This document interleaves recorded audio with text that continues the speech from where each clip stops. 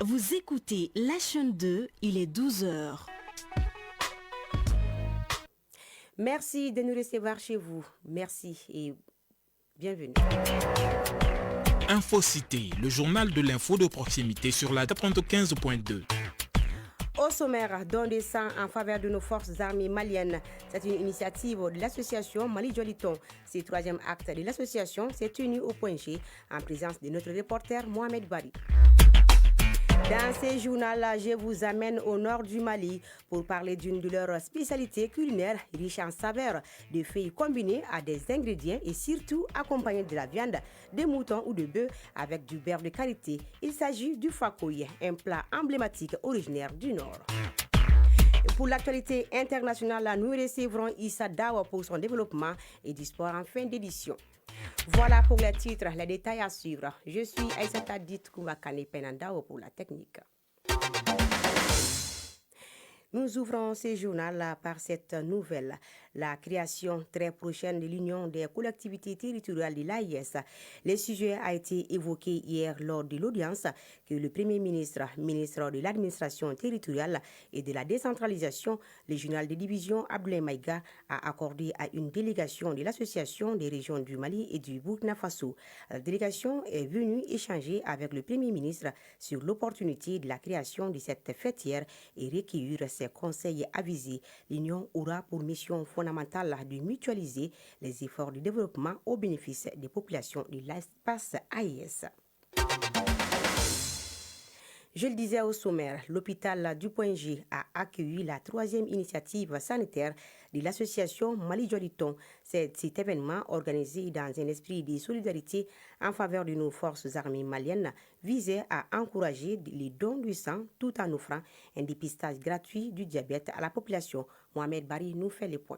À Point-G-Ville, où les banques de sang connaissent régulièrement des pénuries, l'association Mali Joliton a organisé une journée de dons de sang à l'endroit des forces armées maliennes. Une occasion de sensibiliser au cours d'une conférence débat les donateurs volontaires de sang. En parallèle, des dépistages gratuits du diabète étaient proposés. Les professionnels de santé présents ont expliqué aux participants les risques liés à cette maladie chronique qui touche de plus en plus de personnes au Mali. Des conseils sur les habitudes alimentaires et l'activité physique ont également été prodigués. Ambéré Ambetimbe, surveillant général de CHU de Point G. Les donateurs saluent l'initiative et encouragent chaque Malien à faire de même. Bassiri Eric Kesugé, donateur volontaire. D'un geste simple pour le bien-être collectif, Mali Joliton participe ainsi à une action de solidarité en faveur des forces armées maliennes.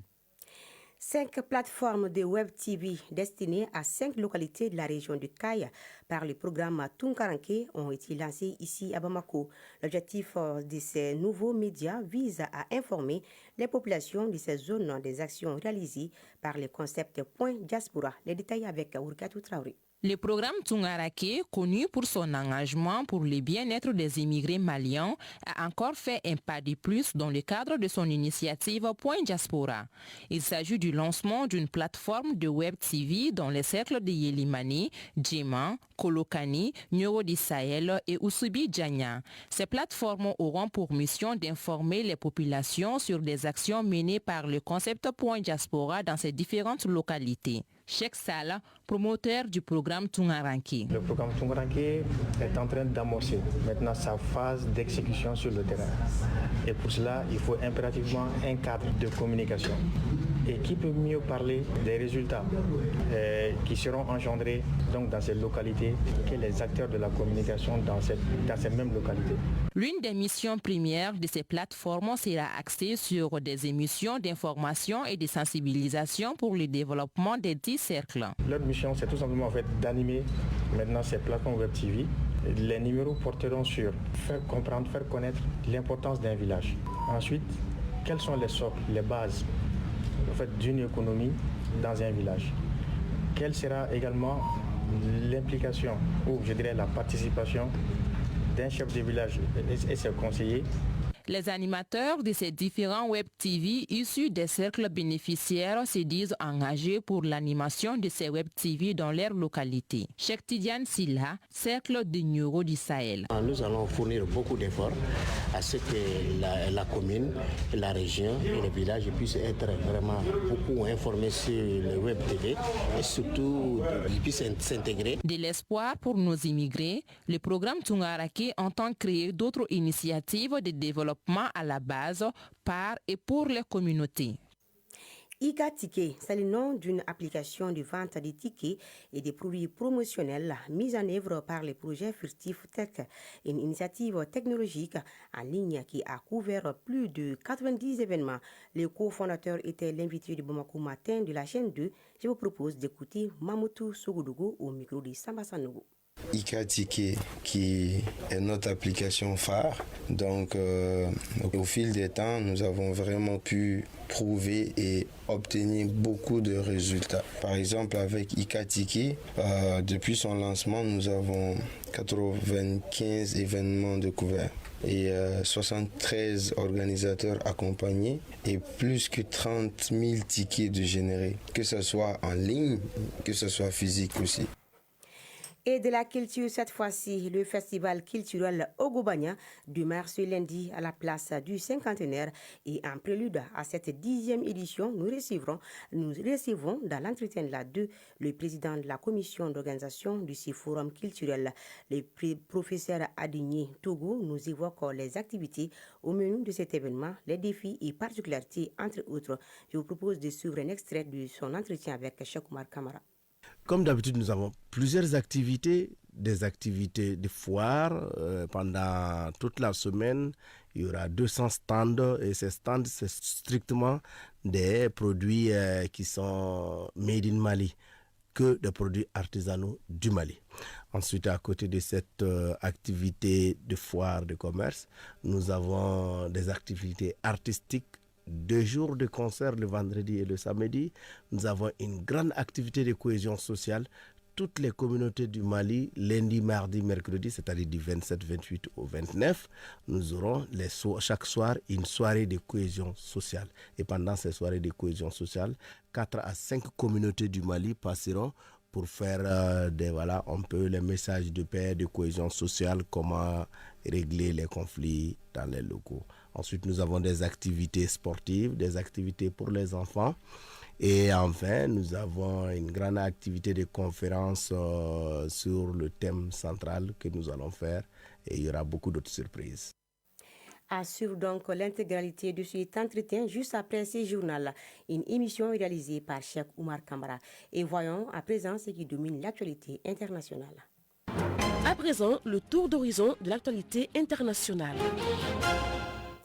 Surtout d'horizon sur le continent, l'actualité internationale tourne autour de la réduction de la peine de prison de l'avocate Sonia Dahmani en Tunisie, de l'interdiction du groupe armé Lakurawa au Nigeria et du renforcement par Goma des patrouilles militaires face aux rebelles du M23 en RDC. Issa Daou qui fait son entrée dans ce journal. Issa Daou, bonjour. Bonjour Aïssata.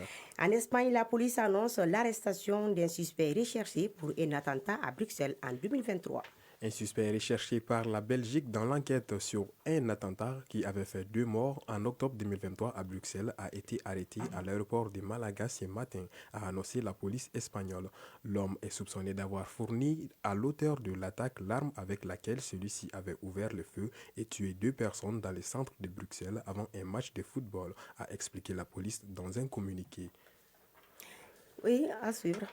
La Cour d'appel de Tunis a effectivement confirmé la peine de prison à laquelle l'avocate Sonia Dahmani avait été condamnée en première instance en octobre dernier, la réduisant de 2 ans à 1 an et 6 mois d'incarcération dans l'une des 5 affaires pour lesquelles elle était poursuivie. Elle avait alors critiqué le racisme anti-noir qui perdure en Tunisie, selon elle, une décision qui provoque la consternation chez les défenseurs des droits de l'homme dans le pays. Par ailleurs, la justice nigériane a officiellement déclaré le jeudi dernier que les activités de la secte Lakurawa et des autres groupes de même nature sont illégales n'importe où au Nigeria et tout spécialement dans le nord-ouest et le centre-nord du pays. C'est le ministre de la Justice qui a déposé cette demande alors que les autorités nigérianes s'inquiètent depuis début novembre de la résurgence du groupe Lakurawa, pourtant présent depuis au moins 6 mois. La justice nigériane a souligné que Lakurawa correspond aux critères établis par la loi sur la prévention du terrorisme. Cette définition permet des sanctions plus sévères pour les membres présumés du groupe,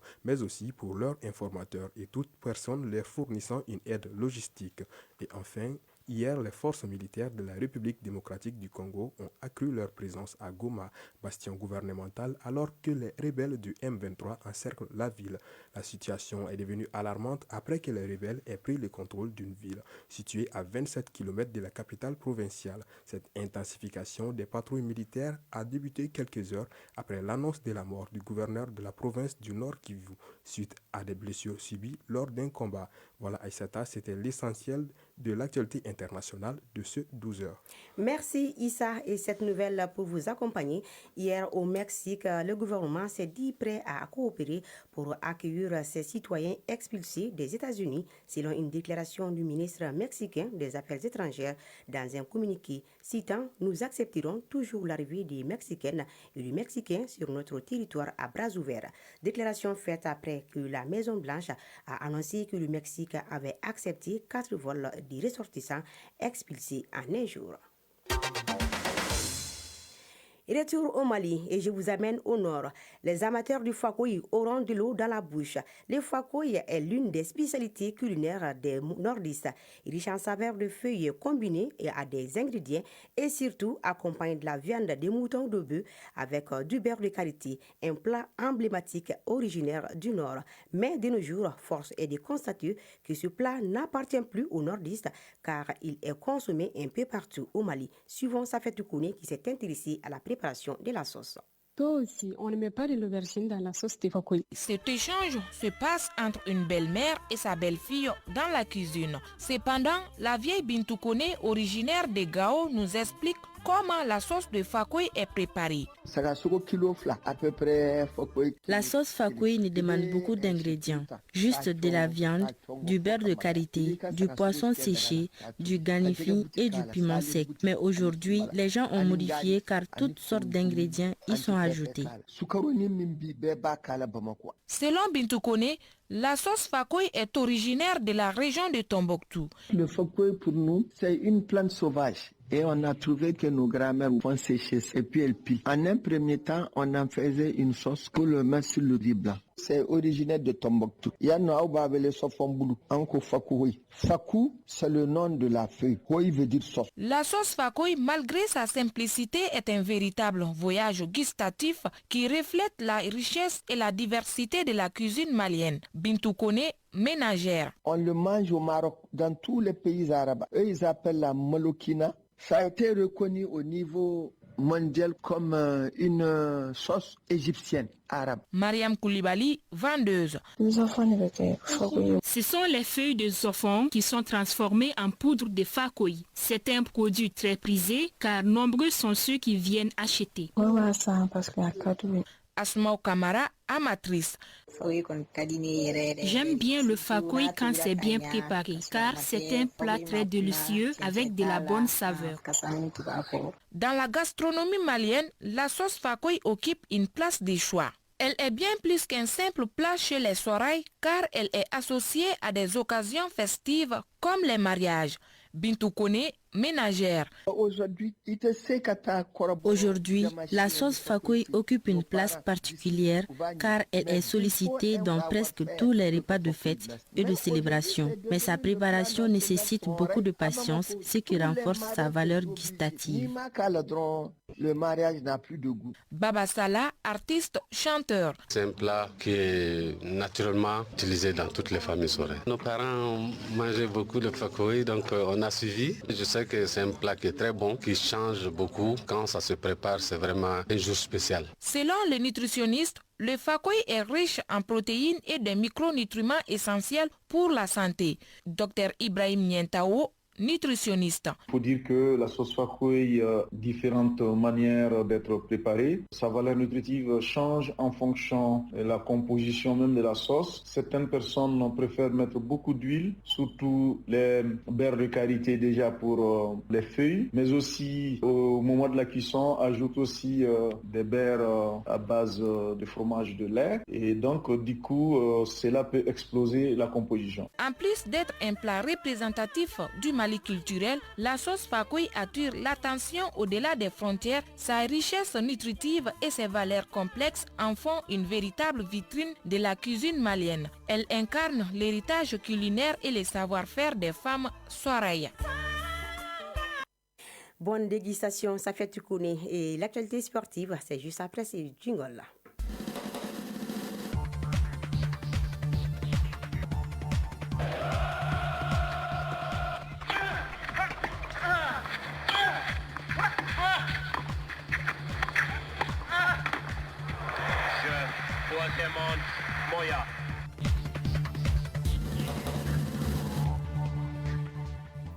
Sport football sur les continents. Le tirage au sort de la CAN 2025 est prévu pour ce lundi au Maroc.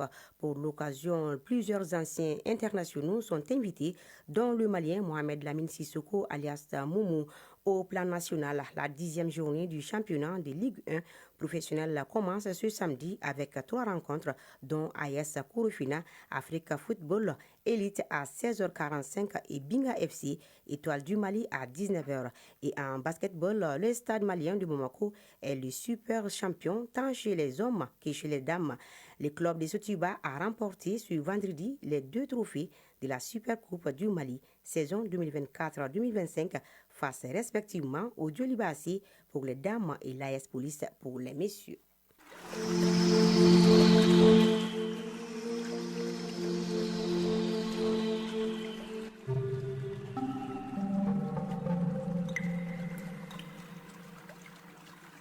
Clin d'œil à la météo, à 12h16, le thermomètre affiche 34 degrés Celsius sur Bamako et environ.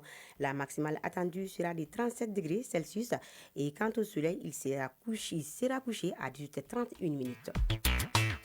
Et c'est la fin de ce journal qui vous a été présenté par Aïssata Dit Koumbakane, réalisation Mohamed Kounaté, mise en onde Penandao, mise en ligne Badjitouri, coordination éditoriale Sédou Traoré et Djefa Diara. Merci à vous aussi de votre attention. Bonne journée à tous.